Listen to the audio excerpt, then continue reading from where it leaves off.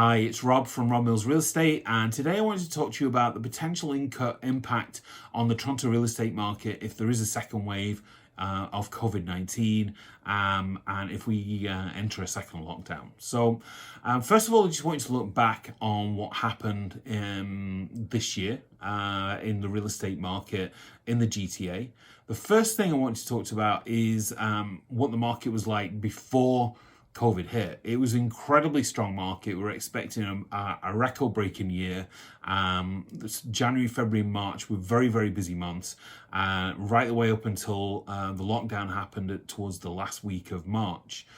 As soon as the lockdown happened in March, then we did see a big change in demand in real estate. But what we didn't see was a big change in prices. So I think one of the reasons that happened is because people were halfway through their move. There was a reduction of inventory, and the people who'd already sold and still needed to buy were still actively looking for a home. And because real estate was deemed an essential service, they were able to buy safely in the Toronto real estate market, and I think that's why prices remained high even though sales dropped. One of the areas that did drop, though, was the rental market. The rental market, particularly in CO1 and CO8, which is the downtown core, we did see a big drop of demand, mainly because the colleges and universities weren't going to be opening in the fall. They'd already announced that, so people were not looking to rent student rentals, and also a lot of people looked to get out of the city. So what we found was that the 905s and further afield were really very busy for rentals and for people looking to purchase. So they were very strong markets, but the Toronto condo market and particularly the rental market were a little sluggish during the spring. The summer market came and people started to become, well, the numbers dropped for COVID-19. It wasn't such a big fear for everybody. People got used to it. People got used to PPE. It was readily available. They knew they had to wear a mask, they had to hand sanitize, wash their hands, and all the kind of stuff that we're doing on a daily basis started to come in during the summer, and it became readily available.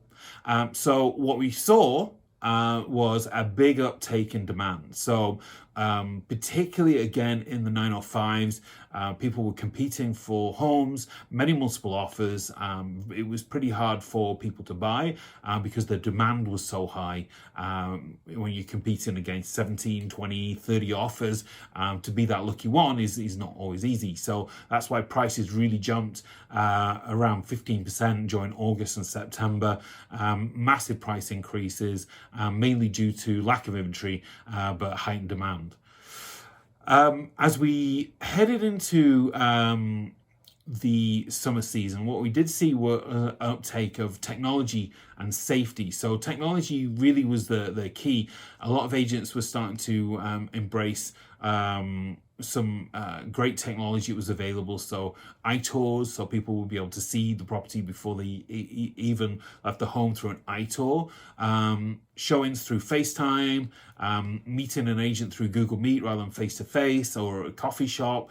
Virtual open houses became very popular as well. So we did see a lot of technology being used and embraced by the real estate industry, and that reduced face-to-face time. E-signatures were a big thing as well. E-signatures have been allowed for about 5 or 6 years in the Toronto real estate market, and now mortgage brokers and lawyers are also allowed to embrace that technology too. So now you no longer have to meet your mortgage broker or lawyer face-to-face. You can do it virtually. You never have to meet in person and exchange documents. You can do that on an electronic basis. So that's helped people with face-to-face meetings and reduce the risk of passing COVID-19 around the GTA. So the real estate market generally has remained very strong. There's still a great deal of high demand for real estate as we're heading into the fall season. September and October have been very busy months again, record-breaking months in the Toronto Real Estate Board numbers. And a lot of the people who put off their search in the spring jump back into the market in the fall. With less than 1 month supply of homes in the Toronto Real Estate Board. I really don't see that changing much. When you get less than a month's supply, it's a real seller's market.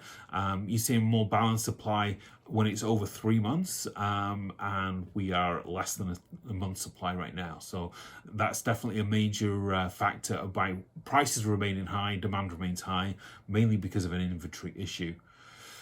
So what's going to happen in the future? So there are a few things that I want to predict. One of the things that's very encouraging is the news from Pfizer of a vaccine available hopefully pretty soon as we head into the early winter and into the spring. Hopefully that vaccine becomes available to everybody and we'll be able to take advantage of it. So what's going to happen? So I still see CO1, CO8, particularly until that vaccine's ready, remaining quite sluggish. The border remain closed with the US, so we're not going to see a demand for Airbnb rentals jumping back. That will still remain unpopular. So that's going to increase long-term rentals in the downtown core. I have not heard any news of colleges and universities starting in-person meetings either. So I still feel that the condo rental market will remain sluggish, at least for now. The condo market resale might start picking up once that vaccine happens, once it's available for all. I think until that happens, it will still remain quite sluggish too. With offices remaining closed, many workers will still continue to remote work. It may come back towards the end of the year where people start to work. The end of 2021, people start working from an office. I still think it'll be more of a co-shared desk system. I don't think people will be working full-time in an office the way they have before COVID-19 for the foreseeable future. Maybe something we'll see in the next few years that will bounce back, but it remains open to see. Businesses have reduced their overhead, and that's certainly something that might mean that continues. I still see the demand for 905 and further afield remaining high going into winter and into the spring. The spring market usually starts in Toronto in March. I think it'll be an early spring market, and I think that even January, February will be very solid months for sales, providing we don't enter a lockdown. I think once the vaccine is fully available, if it's fully available to all of us, and that will mean that the late spring, early summer market will be more normal to years we've seen before. We'll see people out and about.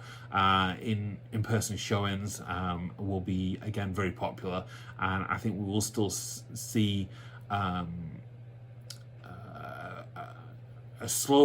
busy 905 area. The downtown core is going to be interesting to see what happens. My prediction is by the summer, the buyer's market that's happening right now for condos will change because a lot of those first-time home buyers will still be able to take advantage of the low interest rates, which will continue, and they'll also since bargains are available, and that bargain's only going to happen while buyers are not in the market. So you've got to time that right. I think that there's an opportunity between now and say maybe April to get a deal on a Toronto condo that you wouldn't have been able to get a year or so ago in the spring, early spring for sure. So I think we'll see that bounce back pretty quick by certainly midsummer next year.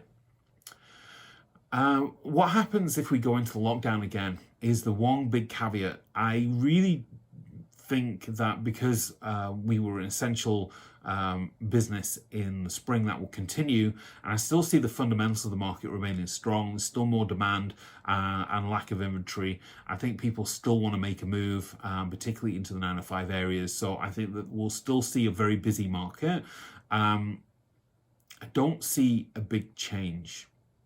I think that prices will remain high even if sales drop, just because of lack of demand or lack of inventory. That's the big issue. So there are my predictions for what's going to happen. If you want to buy and sell safely in the GTA, you can follow my guide for doing so during COVID-19 on my blog, robmillsrealestate.com. Check out the blog, check out the posts that are in there, talk to you about the safety of buying during COVID-19. And this is Rob from Rob Mills Real Estate. Look forward to seeing you soon.